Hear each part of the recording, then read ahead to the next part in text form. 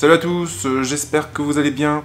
Oukitel n'est pas une marque très connue en France, on peut même dire qu'elle est passablement inconnue, mais elle a tout de même beaucoup fait parler d'elle en début d'année en présentant un nouveau téléphone d'un genre assez particulier, le K6000 Pro. Alors pourquoi particulier? Eh bien parce que ce téléphone, il intègre une batterie de 6000 mAh et il sera même capable de faire office de batterie d'appoint.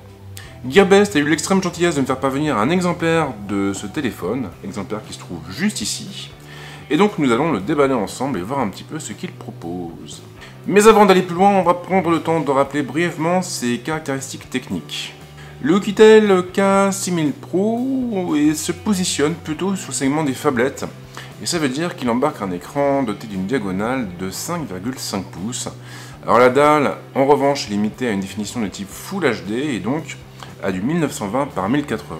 Côté processeur, le constructeur a opté pour un Mediatek, et plus précisément pour un MT6753 composé de 8 cœurs cadencés à 1,3 GHz.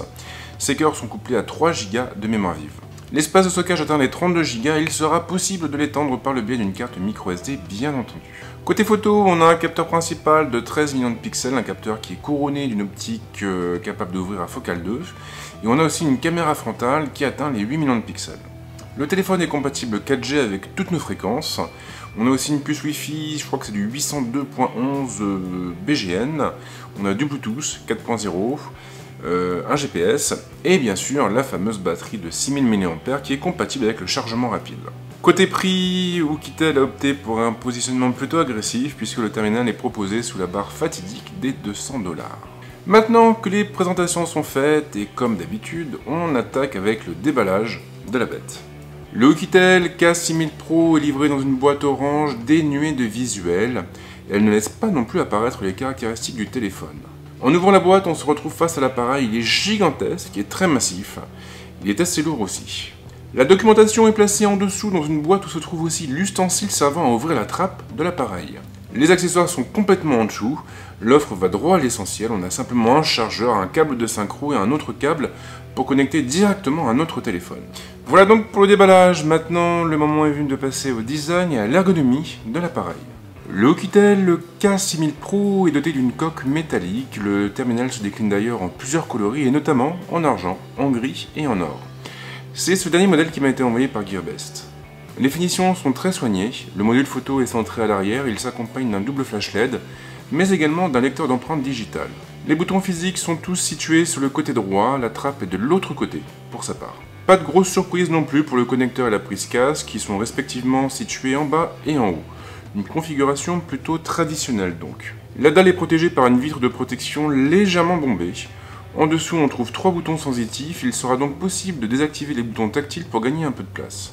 Il y a un autre point très intéressant, le terminal est certifié IP64, il pourra donc résister aux projections d'eau et à la poussière. Le haut-parleur est dissimulé dans une grille présente à l'arrière. Là, Oukitel a opté pour un ampli AW8736 et nous verrons bien sûr dans le test ce qu'il vaut sur le terrain. Le Oukitel K6000 Pro n'est pas un téléphone comme les autres, il se trouve même à l'opposé de tous les téléphones concurrents.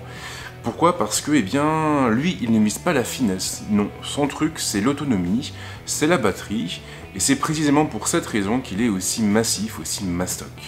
L'avantage, bien sûr, c'est qu'on est en présence d'un téléphone qui pourra tenir facilement 3 jours avec une seule charge, et autant dire que les voyageurs et les bourlingueurs devraient y trouver leur intérêt. Voilà donc pour cette prise en main, pour ce déballage.